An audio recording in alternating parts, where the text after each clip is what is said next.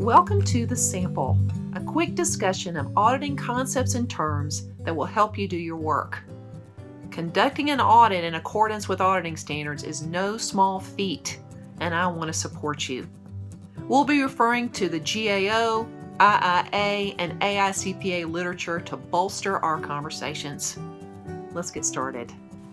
In this episode, we answer the question, what is inherent risk? And I gotta warn you, this is gonna get dark.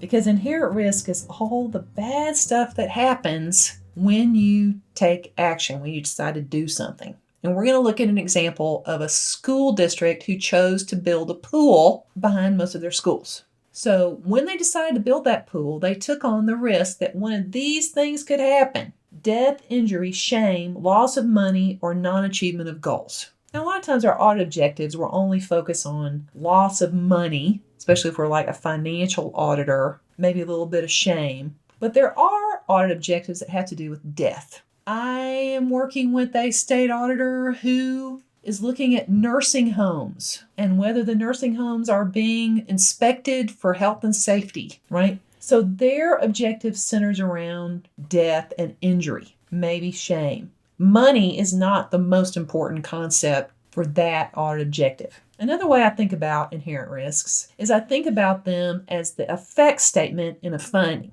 So the condition statement, as you know, says what's wrong, and then the effect is so what? And here we can fill in death, injury, shame, loss of money, non-achievement of goals.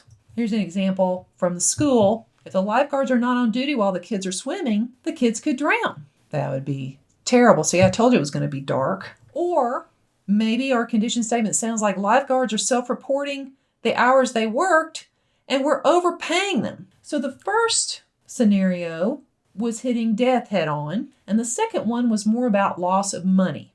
In general, most people think these are in priority order. But right now in our country, we're having a little bit of a debate with the coronavirus about what's more significant, death or the economy. The governor of Michigan believes that death is her first priority, making sure people don't die. The lieutenant governor of Texas is actually willing to die on behalf of his grandchildren's economic prosperity. And I'll let you read his quotes here. Very interesting perspective. And when I hear them talking, when I hear this debate raging, I think of this list in my head. One person is thinking that death is more significant. Another thinks that losing money is more significant. So now you can have this lovely list of inherent risks. The bad things that can happen in your head too. You're welcome. And that wraps it up for another episode of The Sample. True to the nature of a sample, we didn't talk about everything. So you've probably got questions.